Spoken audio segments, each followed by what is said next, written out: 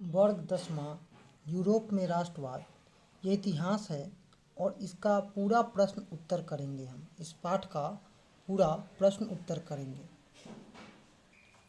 पहला प्रश्न है, इटली व जर्मनी। इटली और जर्मनी वर्तमान में किस महादेश के अंतर्गत आता है? तो यूरोप के अंतर्गत आता है। दूसरा प्रश्न है, फ्रांस में किस शासक वंश की पुनः स्थापना वियतना कांग्रेस द्वारा की गई थी? तो आप जानते हैं उसमें जो इसका उत्तर होगा बुन वंश, जो कि वहाँ के शासक थे। तीसरा है, मेजनी का संबंध किस संगठन से था? तो उनके द्वारा एक संगठन का निर्माण किया गया था जिसे हम कार्बोनारी के नाम से जानते हैं। चौथा प्रश्न है, इटली व जर्मनी के एकीकरण के विरुद्ध निम्न में से कौन था? तो ऑस्ट्रेलिया उस समय, जो कि ऑस्ट्रिया है, जो कि उस समय इसके विरोध में था। ठीक है। पांचवा प्रश्न है, काउंट काव्यूर को विक्टर एमन्यूल ने किस पद पर नियुक्त किया था? तो इन्होंने प्रधानमंत्री के पद पर इसे मनोनीत किया था। क्या किया था? उन्हें प्रधानमंत्री के पद पर मनोनीत किया था। गैरी बॉडी पेशे में क्या था? तो वह नाविक था और उन्होंने बहुत सारे चीज़ों का भी निर्माण करवाया था। सातवां प्रश्न है, जर्मन राइन राज्य का निर्माण किसने किया था? तो नेपोलियन बोनापार्ट के द्वारा इसका निर्माण किया गया था। आठवां प्रश्न है, जल वेरिन एक संस्था थी। क्या थी? तो ये व्यापारिकों की एक संस्था थी। नौवां प्रश्न है, रक्त व लौह की नीति का अवलंबन किसने किया था? तो आपको पता होगा कि बिस्मार्क के द्वारा इस नीति को अपनाया गया था। 10वां प्रश्न है, फ्रैंकफर्ट की संधि कब हुई थी? तो 1871 ईस्वी में यह संधि हुई थी। 11वां प्रश्न है, यूरोप वासियों के लिए किस देश का साहित्य व ज्ञान विज्ञान प्रेरणा स्रोत रहा है? तो यूनान के जो देशवासी थे उनको यूनान का जो था वो बहुत अच्छा लगता था। 12वां प्रश्न है, 1829 ईस्वी में एंड्रियोनोपुल की संधि किस देश के साथ हुई थी? तो तुर्की के साथ हुई थी। रिक्त स्थान की पूर्ति करना है डैश। तो सेडान के युद्ध में एक महाशक्ति के पतन पर दूसरे यूरोपीय महाशक्ति जर्मनी का जन्म हुआ था। तो इसमें क्या लिखेंगे? सेडान। दूसरा प्रश्न है, स्वेडवा का युद्ध डैश के और डैश के बीच हुआ था? तो फ्रांस और प्रसा के बीच यह युद्ध लड़ा गया था। तीसरा प्रश्न है, 1948 की फ्रांसीसी क्रांति में डैश युग का अंत हुआ था? तो पुरातन युग जो था उसका अंत हुआ था। चौथा प्रश्न है, वेटिकन सिटी के राजमहल जहाँ है वहाँ डैश रहते थे? तो वहाँ पर पोप रहते थे और पोप को बहुत पवित्र माना जाता था और सबसे शक्तिशाली माना जाता था। जो इटली के डैश के बीच रहता था तो प्रभाव में रहता था। पांचवा प्रश्न है, यूनान का एक स्वतंत्र राष्ट्र घोषित करने के बाद बेविरिया के शासक डैश ओटो को वहाँ का राजा घोषित किया गया। किसको घोषित किया गया? तो ओटो को। और छठा प्रश्न है, हंगरी की राजधानी बुडापेस्टा है। हंगरी की राजधानी कहाँ है? तो बुडापेस्ट। तो आज हम इसको पढ़े हैं। अब यहाँ मिलान करना है। तो पहला है, मेजनी क्या था? तो मेजनी इटली का था। हिगले कौन था? एक दार्शनिक था। बिस्मार्क कौन था? तो जर्मनी का चांसलर था। और विक्टर एमन्यूल क्या था? तो राजनीतिज्ञ था। आगे है वियतना सम्मेलन। तो वियतना सम्मेलन कब हुआ था? तो 1848 को हुआ था। ठीक है। मेटरनिक का पतन 1848 को हुआ था। ठीक है। और यहाँ पर इटली का एकीकरण, तो इटली का एकीकरण 1871 को हुआ था और सेडान युद्ध 1870 को हुआ था। और यहाँ देखिए कोथू का है, हंगरी के राष्ट्रवादी नेता हैं। एड्रिनोपल की संधि कब हुई थी? तो 1829 को हुई थी। और आगे देखिए कह रहा है यूनान की स्वतंत्रता कब हुई थी? तो 1832 को। और पोलैंड का आंदोलन 1863 ईस्वी को हुआ था।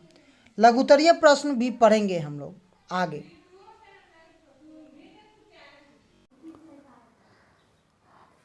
राष्ट्रवाद क्या है?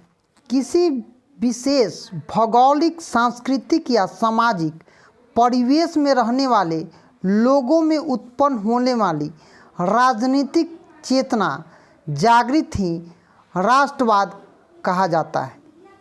मेजनी कौन था? तो मेजनी इटली का एक साहित्यकार, गणतांत्रिक विचारक का समर्थन और योग्य सेनापति व संपूर्ण इटली का एकीकरण करना चाहता था। मेजनी जो था वो इटली टुकड़ों में बटा था, उसको वो क्या करना चाहता था? उसे एक कर एक सूत्र में बांधना चाहता था। तीसरा प्रश्न है, जर्मनी के एकीकरण की बाधा क्या थी? तो जर्मनी करीब 300 छोटे राज्यों में विखंडित था। वहाँ पर छोटे छोटे बहुत से राज्य थे। जिस तरह से भारत बहुत छोटे छोटे टुकड़ों में बटा हुआ था और सरदार पटेल ने उसे क्या किया? संगठित किया। और उसने राजनीतिक, सामाजिक, जो आपका सामाजिक है तथा धार्मिक विषमताओं थी, उसे राष्ट्रवाद की भावना की कमी थी और वहाँ पर वो राष्ट्र के प्रति जो भावनाएं होती है उसकी कमी थी। चौथा प्रश्न है, मेटरनिक युग क्या है? तो मेटरनिक ऑस्ट्रिया का चांसलर था। तो चांसलर को हम प्रधानमंत्री भी कहते हैं। इसके शासन काल में मेटरनिक युग कहा गया है। इसे इटली के एकीकरण का विरोध किया था। उन्होंने कहा था कि इटली का एकीकरण नहीं होना चाहिए। तो ये 1830 से 1848 तक हुआ था।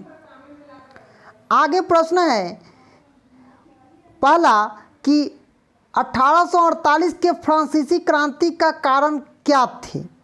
तो हम उत्तर लिखेंगे 1848 का फ्रांसीसी क्रांति शासक वर्ग, निरंकुश और अभिजात वर्ग के तानाशाही का परिणाम था। देखिए वहाँ पर जो शासन था वो निरंकुश था। राजा जो था ना अपने ऐशो आराम के लिए ही सोचता था। तो फ्रांसीसी जनता पर पुनःपंथी मतलब पुरानी पंथी का विचार और प्रतिक्रियावादी विचारों को थोपने का मतलब पुरानी विचारों को थोपने का प्रयास किया गया। फलस्वरूप मध्यम वर्ग, जिसमें कि राष्ट्रीयता की भावना जागृत हो चुकी थी, उसने इसका विरोध किया और इसे विरोध ने 1848 में एक आंदोलन का रूप ले लिया, जिसे हम 1848 का क्रांति कहते हैं, जिसके दूरगामी परिणाम निकले। देखिए कोई भी अगर देश में कोई भी क्रांति या कोई भी चीज़ होता है वह उसका प्रभाव दूसरे देश पर पड़ता ही है। अब हम दूसरा प्रश्न देखेंगे, इटली जर्मनी के एकीकरण में ऑस्ट्रिया की भूमिका क्या थी? तो इटली और जर्मनी के एकीकरण में ऑस्ट्रिया की भूमिका रचनात्मक नहीं थी, माने उनकी मन नहीं था। लेकिन ऑस्ट्रिया इटली के एकीकरण का विरोधी था और प्रत्यक्ष हस्तक्षेप से भी नहीं चूकता था, मतलब वो उसका विरोध भी नहीं करता था। 13 कैब्यूर के सरम नेपोलियन ने भी संधि कर ली। उत्तर और मध्य इटली की जनता ऑस्ट्रिया के चांसलर मेटरनिक ने इटली के राष्ट्रवादी आंदोलन को दबा दिया और जर्मन एकीकरण में इटली और ऑस्ट्रिया के बीच बहुत भारी युद्ध हुआ तथा ऑस्ट्रिया ने 1866 ईस्वी में प्रसा के साथ भी युद्ध छेड़ दिया। इस कारण दोनों तरफ से युद्ध में फंसकर ऑस्ट्रिया पराजित हो गया। इस तरह जर्मनी के एकीकरण का मार्ग प्रशस्त हुआ और एकीकरण हो गया। तीसरा प्रश्न है, यूरोप में राष्ट्रवाद फैलाने में नेपोलियन बोनापार्ट किस तरह सहायक हुआ? तो यूरोप में राष्ट्रवाद फैलाने में नेपोलियन बोनापार्ट का अहम रोल था। जर्मनी में यूरोप के राष्ट्रवाद की भावना का घोर अभाव था। उसमें ना यूरोप के लोगों में ना राष्ट्रवाद की भावना उस समय नहीं जागृत हुई थी, जिसके कारण एकीकरण का मुद्दा नागरिकों के समक्ष नहीं था। वस्तुतः जर्मनी एकीकरण की पृष्ठभूमि का निर्माण का श्रेय नेपोलियन बोनापार्ट को ही जाता है। इस प्रकार जर्मनी में राष्ट्रवाद के उदय के बाद हंगरी, यूनान, पोलैंड में राष्ट्रीयता की भावनाओं का उदय हुआ और मूर्त रूप से यूरोपीय राज्यों में एकीकरण के रूप में सामने आया। चौथा प्रश्न है, गैरीबॉडी के कार्यों की चर्चा करना है। तो गैरीबॉडी एक राष्ट्रीय नेता था। अपने सेना बनाकर ब्रुन्स राजवंश को हराकर सिसिली और नेपल्स में अपनी सत्ता स्थापित की। गैरीबॉडी ने मिस्र पर भी आक्रमण करने की योजना बनाई, लेकिन कैब्यूर के मिनट पर होने पर इस योजना को त्याग दिया और दक्षिण इटली के शासन बनने का प्रस्ताव भी उसने अस्वीकार कर दिया। गैरीबॉडी ने अपनी सारी संपत्ति राष्ट्र को सौंप दी और एक साधारण किसान की भांति जीवन जीने लगे। इस तरह वह त्याग और बलिदान का मूर्ति है और उनकी चर्चा एक महान नायक के रूप में होती है। पांचवा प्रश्न है, विलियम के बगैर जर्मन का एकीकरण बिस्मार्क के लिए असंभव था, कैसे? देखिए, अगर विलियम राष्ट्रीय विचारकों के पोषक था, उसने अनेक सुधार किए, फलस्वरूप जर्मनी में औद्योगिक क्रांति का हवा तेज हो गया था। विलियम के प्रयासों से ही जर्मन राष्ट्रों की एकता के सूत्र में बांधने का प्रयास तेज हुआ। इस प्रकार विलियम को राष्ट्रवादी नेता और कार्यों के बाद भी बिस्मार्क जर्मनी का एकीकरण करने में सफल हो पाया। अब हम लोग दीर्घोत्तरीय क्वेश्चन करेंगे। पहला क्वेश्चन है, इटली के एकीकरण में मेजनी, कैब्यूर और गैरीबॉडी के योगदान की बतावे। उत्तर लिखेंगे, इटली के एकीकरण में मेजनी, कैब्यूर और गैरीबॉडी तीनों का बहुत बड़ा योगदान है। सर्वप्रथम मेजनी ने 1820 में इसके लिए प्रयास शुरू किया और एक गुप्त दल बनाया जिसको कार्बोनारी का गठन किया, जो कि राष्ट्रवादियों का दल है। छापामार शुद्धक एक राज्य की स्थापना करने की कोशिश की। मेजनी को ऑस्ट्रिया का विरोध सामना करना पड़ा और वह 2 बार ऑस्ट्रिया के शासकों से हार गया, परंतु मेजनी की प्रयास से इटली में राष्ट्र भावना का उदय हो चुका था। कैब्यूर एक सफल कूटनीतिक और राष्ट्रवादी था। वह इटली के एकीकरण में सबसे बड़ी बाधा ऑस्ट्रिया को मानता था। इसके लिए उन्होंने फ्रांस से हाथ मिलाया। कैब्यूर ने अपनी कूटनीति से इटली के एकीकरण को पूरी यूरोप के समस्या बना दिया। कैब्यूर ने नेपोलियन से भी संधि कर ली और उत्तर और मध्य इटली को जनता के समर्थन में एकीकरण के लिए प्रयासरत था। इस प्रकार एक बड़े राज्य के रूप में इटली सामने आया, परंतु कैब्यूर का ध्यान मध्य और इटली के एकीकरण पर था। गैरीबॉडी बहुत महान क्रांतिकारी था, परंतु उसके विचार कैब्यूर से नहीं मिलते थे। उद्देश्य एक होने की वजह से वह दोनों ने समझौते हो गए, परंतु तब तक राष्ट्रीय चेतना अपने चरम सीमा पर थी। इस प्रकार 1871 में इटली का एकीकरण मेजनी, कैब्यूर और गैरीबॉडी जैसे राष्ट्रवादी नेताओं के योगदान के कारण ही संभव हुआ। और हम कह भी सकते हैं कि इटली का जो एकीकरण था उसमें इन तीनों का बहुत बड़ा योगदान था। तीसरा प्रश्न है, जर्मनी के एकीकरण में बिस्मार्क की भूमिका स्पष्ट करना है। तो बिस्मार्क एक सफल कूटनीतिक और सेनापति था। जर्मन डाइट में प्रशा का प्रतिनिधित्व करते हुए अपने सफलता एक कूटनीति का परिचय दिया। वह जर्मनी एकीकरण में सैन्य शक्ति के महत्व को समझता था, अतः इसके लिए उन्होंने रक्त और लौह की नीति अपनाई थी और बिस्मार्क ने यह नीति अपनाकर ही उसे एकीकरण करने के लिए मजबूर कर दिया। अपने देश के अनिवार्य सैन्य सेवा लागू करा दिया और बिस्मार्क ने अपनी नीतियों को प्रशा के सुदृढ़ किया और इस प्रकार प्रशा उस समय में सबसे मजबूत ऑस्ट्रिया से किसी मामले में कम नहीं था। बिस्मार्क ने इटली से संधि कर ऑस्ट्रिया के खिलाफ युद्ध लड़ा और ऑस्ट्रिया को पराजित किया। इससे ऑस्ट्रिया का जर्मन क्षेत्रों से प्रभाव खत्म हो गया और जर्मनी एकीकरण का 2/3 कार्य पूरा हो गया। शेष के लिए उसे फ्रांस से युद्ध करना पड़ा और सेडान की लड़ाई में फ्रांसीसियों की जबरदस्त हार हुई थी और अंतोगत्वा जर्मनी, जो कि 1871 ईस्वी में एकीकृत राष्ट्र बना, उसमें बिस्मार्क का बहुत बड़ा योगदान था। तीसरा प्रश्न है, राष्ट्रवाद के उदय के कारणों पर प्रभाव की चर्चा करें।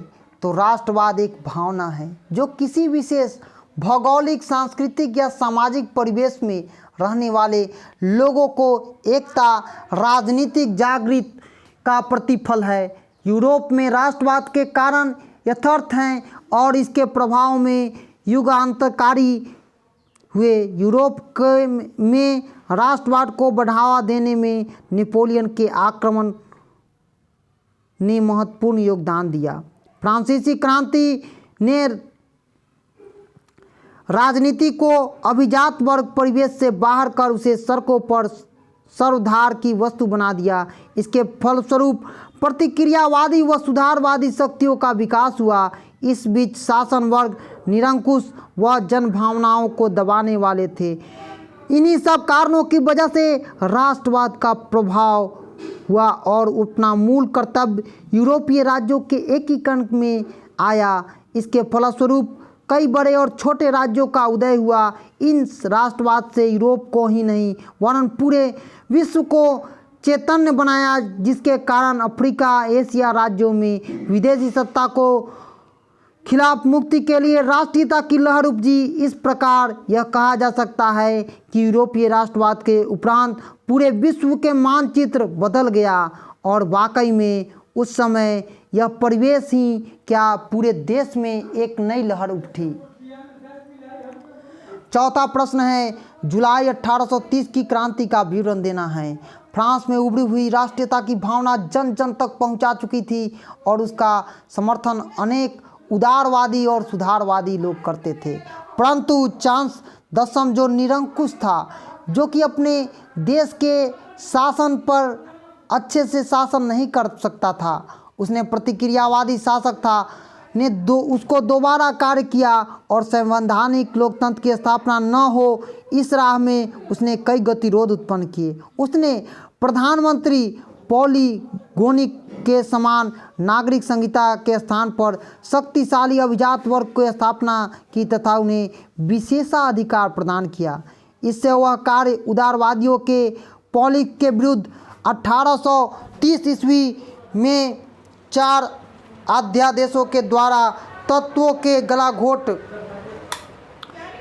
कर उन्होंने तत्वों का गला घोट दिया। फलस्वरूप 28 जून 1830 में गृह युद्ध प्रारंभ हो गया और 1830 की क्रांति कहते हैं। इसके प्रभाव से पूरे यूरोप पर पड़ा और राष्ट्रीयता की भावना फूट पड़ी और यूरोप राष्ट्रीय राजनीति के एकीकरण के संवैधानिक सुधारों और राष्ट्रवाद के विकास का मार्ग प्रशस्त हुआ। पांचवा प्रश्न है, यूनानी स्वतंत्रता आंदोलन का संक्षिप्त विवरण दे। तो यूनान अपना गौरवमय इतिहास रहा है जिसमें उन्होंने पाश्चात्य का मुख्य स्रोत माना जाता है। यूनानी सभ्यता की साहित्यिक प्रगति, विचार, दर्शन, कला, चिकित्सा आदि क्षेत्रों में उपलब्धि अनेक प्रेरणा स्रोत हैं। इसके बाद भी अधीन हैं। फ्रांसीसी क्रांति ने संस्कृत के अभाव पर, जिसका उद्देश्य तुर्की शासन में यूनान को स्वतंत्र करना था, पूरे